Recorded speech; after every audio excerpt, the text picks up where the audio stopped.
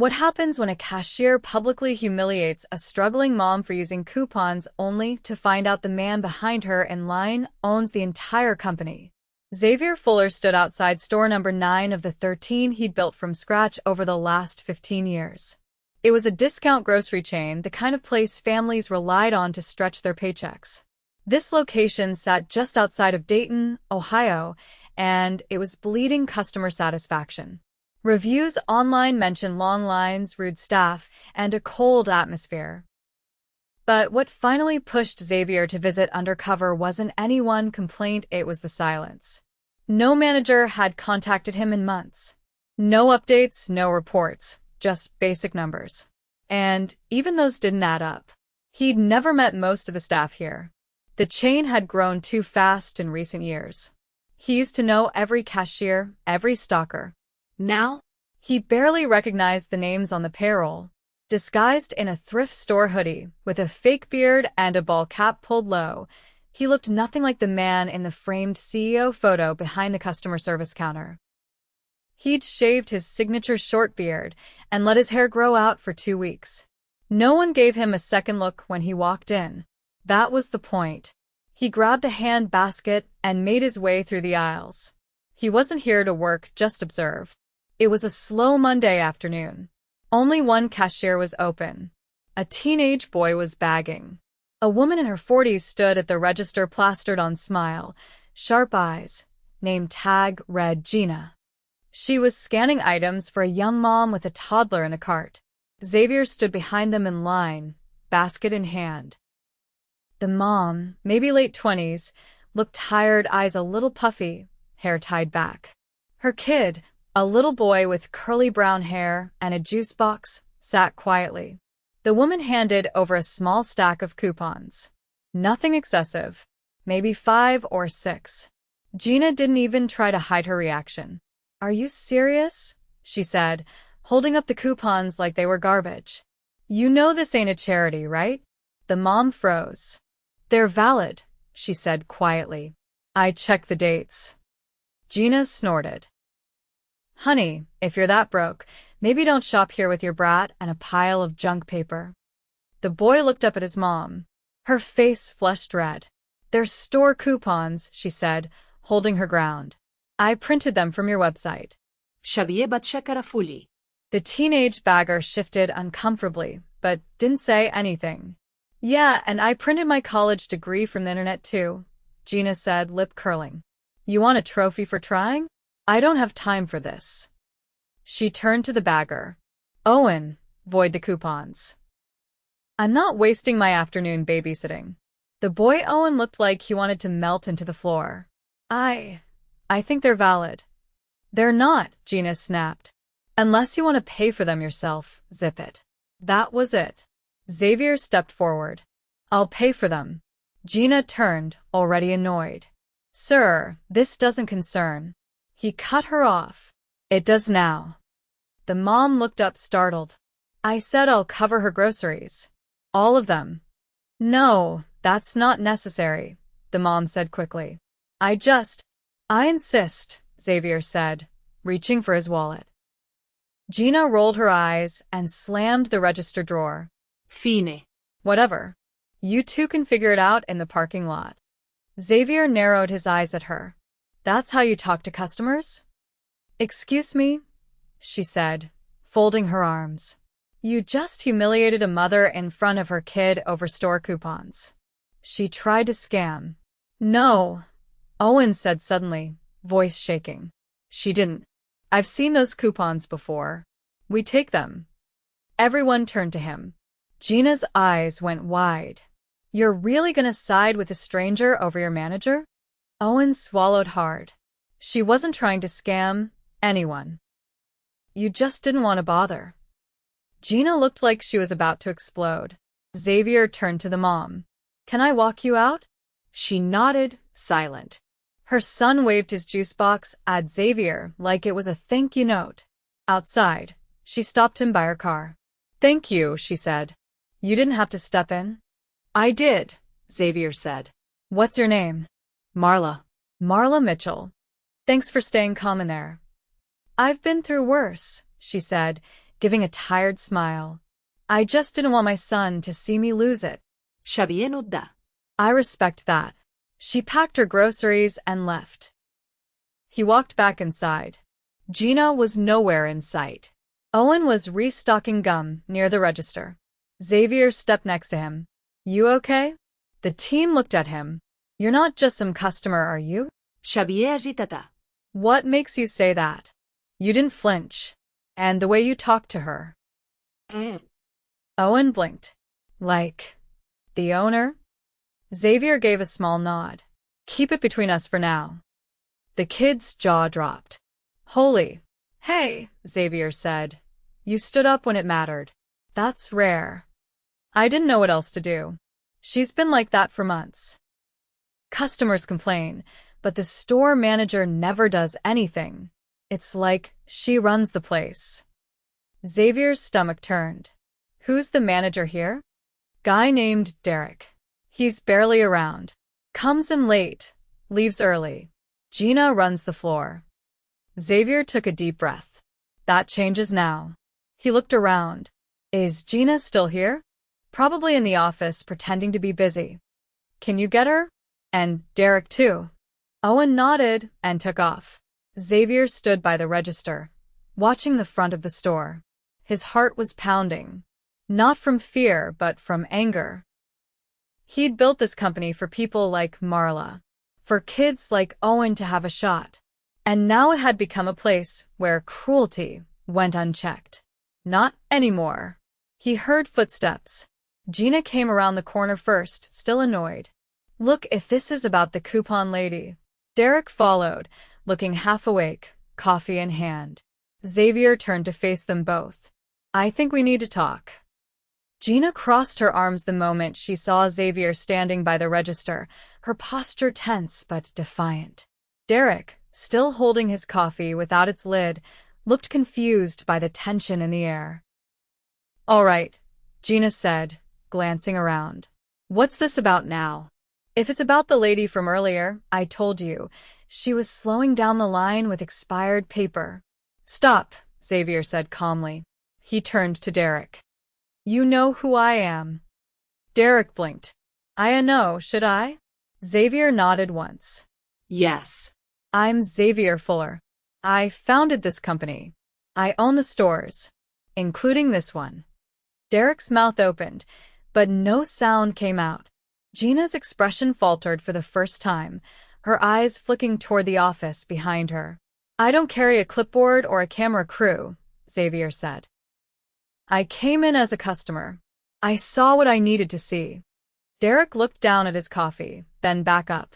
All right, look, if something happened, we can handle it. I mean, there's always customers trying to. I'm not here about policy, Xavier said. I'm here about people. And what I saw was someone being insulted for trying to buy groceries for her kid. That's not a policy issue. That's a leadership failure. Gina glanced at Derek. This is ridiculous. You're taking her side because she cried a little? People work the system all the time.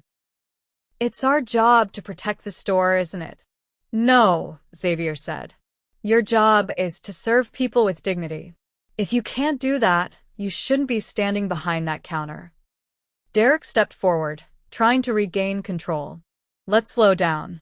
This seems like a lot over a minor misunderstanding. It wasn't minor, Xavier said. You weren't here. You didn't see the way she looked at her son when it happened, or how quiet that kid got when she was insulted. Derek rubbed the side of his face. Look, Gina's been here a long time. She knows the flow. She keeps the numbers clean. Maybe she's rough around the edges, but...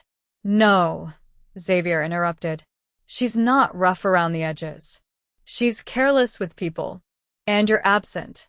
That's why this store feels cold. That's why no one's reporting anything. Because they think nothing will change.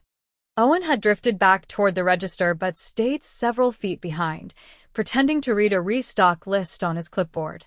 His eyes stayed locked on the group. Gina stepped forward. I've worked doubles without notice. I've trained kids who couldn't count change. I've cleaned up messes that weren't mine. You think I'm the problem because I don't coddle people. Xavier kept his tone level. I think the problem is you don't recognize when someone needs help versus when they're taking advantage. That woman wasn't trying to cheat you. She was trying to feed her kid. Derek cleared his throat. Let's not turn this into a public scene. Then let's go to your office, Xavier said. Derek hesitated before nodding. Gina stormed ahead of them. The office was cluttered. Papers piled in trays, a broken stapler on its side, an unplugged fan pushed against the wall. Xavier didn't sit. I want to know why no one's brought complaints to corporate, he said.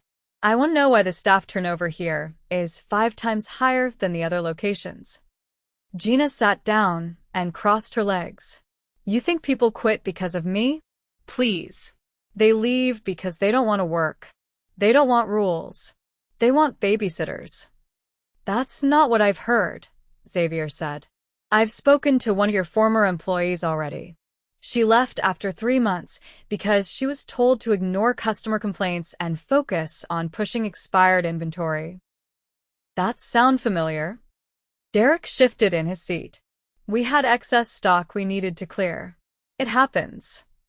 Xavier didn't look away. Not like that. Not by telling a high schooler to hide the dates with price tags. That's manipulative. Gina leaned back. You think you know this store because of one afternoon? You think walking in here with a fake beard makes you some kind of hero? No, Xavier said. But I think it's the only way I'd get the truth. He turned to Derek. You haven't filed a single performance review in over 8 months. You haven't logged any staff meetings. You clock in late and you're not even the one checking inventory. You've let someone else run the store while you collect a salary. Derek opened his mouth, then closed it again. Xavier folded his arms. You know who's been holding this place together? That kid out there. The one you've been ignoring. He's helped train new hires, stayed late to restock, and even tried to defend a customer from your team lead. Gina stood abruptly. You're really going to throw us under the bus because a teenager wants a gold star? No, Xavier said. I'm holding you accountable for what you've done. Or haven't. He reached into his jacket and pulled out a small folder. He handed it to Derek. Effective immediately, you're suspended pending review. You'll be interviewed by HR within 72 hours. Your access is revoked until then. Derek looked stunned. Wait, what? You've been given trust without oversight, and you used it to disappear. Gina stepped forward. And me? You think I'll just stand here while some kid gets my job? No, Xavier said. You won't. Because you're not staying. Her voice rose. You're firing me? For what? Doing my job. For treating people like obstacles, Xavier said. You've made this store efficient but toxic. That's not leadership. That's damage. She stared at him, her face unreadable for the first time. Then, slowly, she walked past him and out the door without another word. Derek sat down heavily, staring at the folder in his hands. Xavier turned and left the office. The main floor felt different. Customers were moving normally, but the air had shifted slightly. Owen was at the end of aisle 4, straightening cans with mechanical precision. Xavier walked up beside him. You've been carrying more than anyone noticed, he said. Owen looked over, startled. I didn't mean to get anyone fired. You didn't, Xavier replied. You told the truth. That's what matters. Owen swallowed.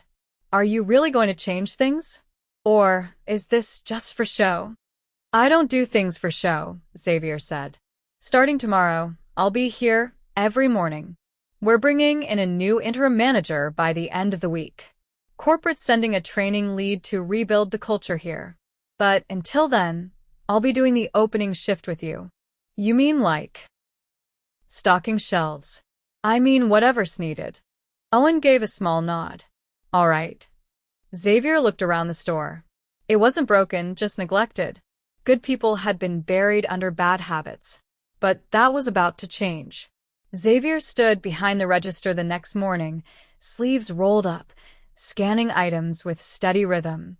The store opened at 7, and by 7:15, The first wave of early risers were already filtering in nurses just off shift, an older man in a mechanic's uniform, a young woman with headphones in, and a grocery list in hand. Owen worked beside him, quieter than the day before, but focused.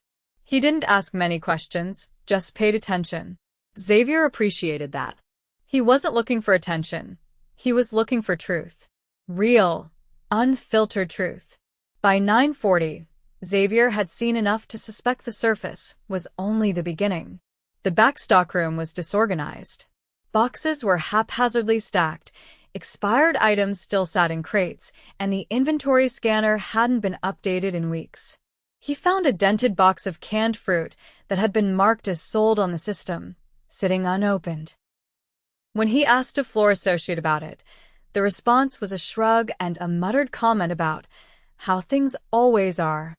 That phrase stuck with him. Always are. He stepped outside around 10:30 for a breather and found Owen sitting on a milk crate near the loading dock, sipping from a water bottle. "You always eat out here?"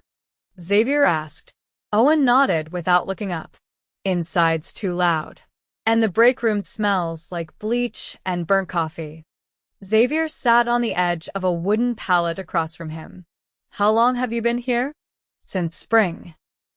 "Just past 6 months. You planning to stay?" Owen paused. "Wasn't. But now? I don't know." Xavier waited. "I've had jobs before. Little things. Delivering flyers, helping at my uncle's warehouse. This is the first place where I felt like I mattered until I didn't." What changed? People stopped listening. At first, I'd mention stuff leaks in the ceiling, customers asking to speak to someone who never showed up. I get told to stick to bags and barcodes. So, I stopped talking. "Who told you that?" Didn't matter who. They all said it eventually. Xavier leaned forward. "You still see things others don't.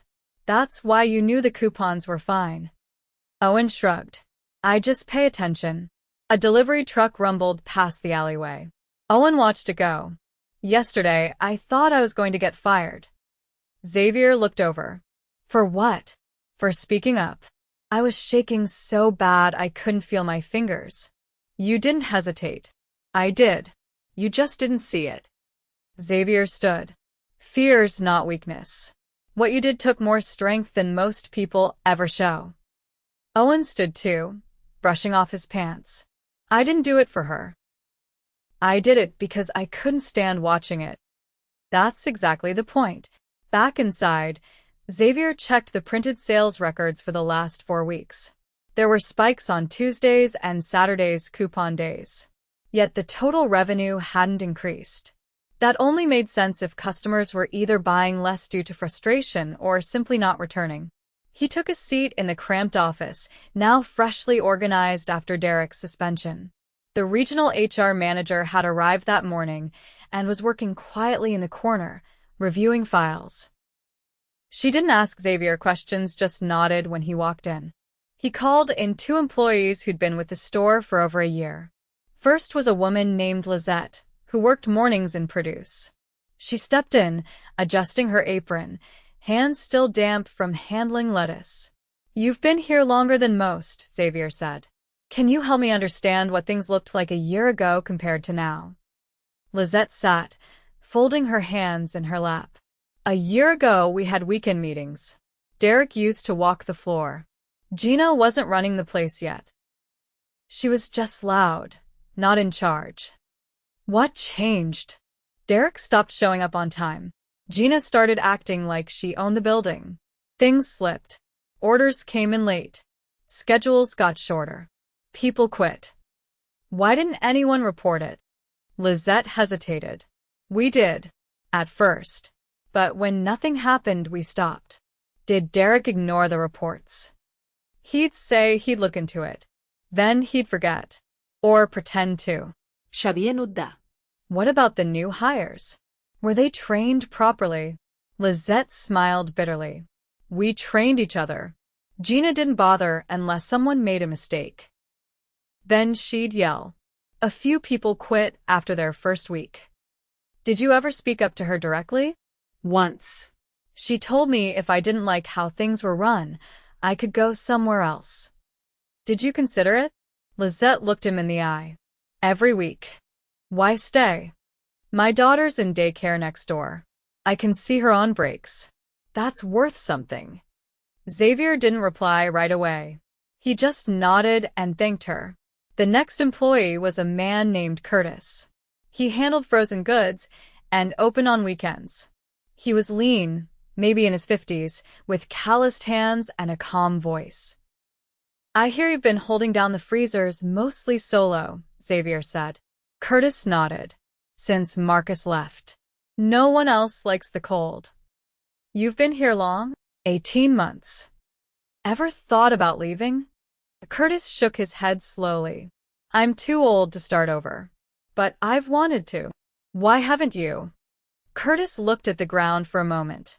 Because I've been in worse places. And because I figured eventually someone would notice.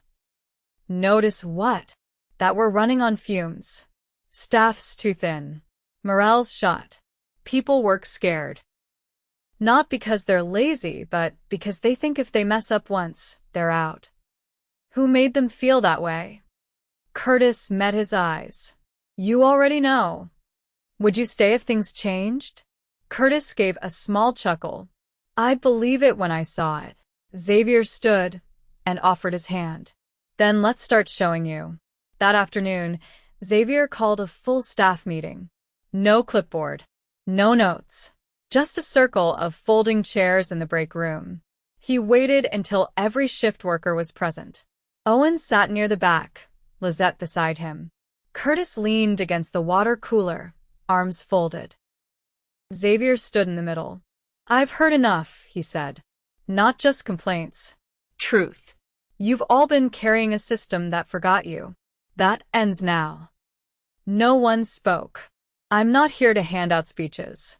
I'm here because I failed to see what was happening on the ground. I let distance become blindness. He looked around the room. This store's going to change. Real change. Not promises. Starting with staffing. We're bringing in 2 more full-time employees within the week. Shift leads will rotate, not dominate. And every employee will get a monthly check-in with me or someone from corporate who listens. Curtis raised a hand. What about schedules?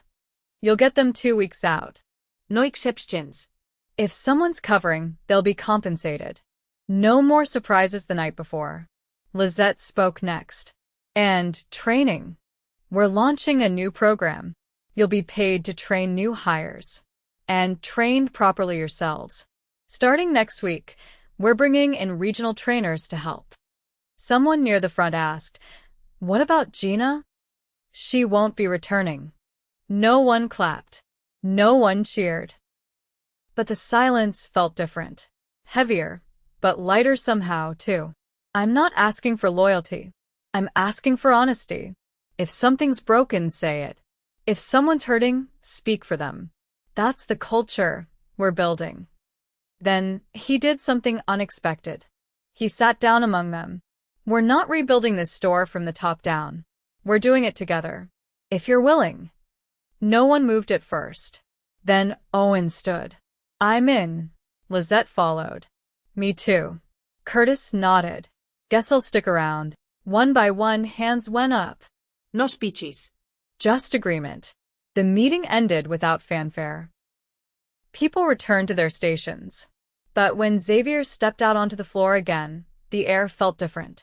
Not fixed, but alive.